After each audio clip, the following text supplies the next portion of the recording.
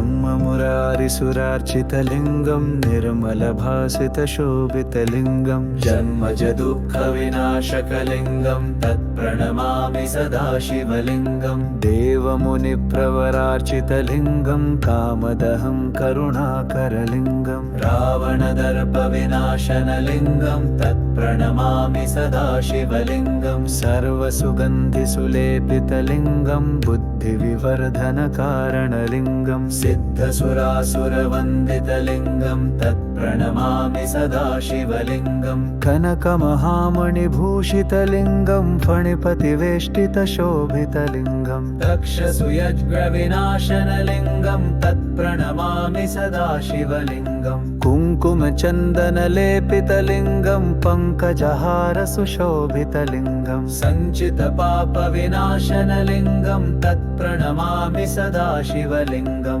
देवगणार्चितसेवितलिङ्गं भावैर्भक्तिभिरेव च लिङ्गं दिनकरकोटिप्रभाकरलिङ्गं तत्प्रणमामि सदा शिवलिङ्गं सुरगुरुसुरवरपूजितलिङ्गं सुरवणपुष्पसदार्चितलिङ्गं परात्परं परमात्मकलिङ्गं तत्प्रणमामि सदा शिवलिङ्गं लिङ्गाष्टकमिदं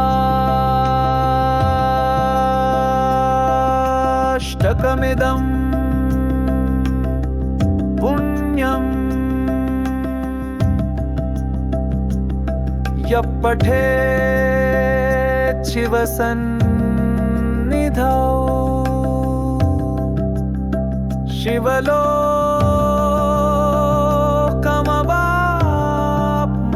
शिवलोकमवाप्नोति शिवेन सह मोरते। इति श्रीलिङ्गाष्टकस्तोत्रं सम्पूर्णम्।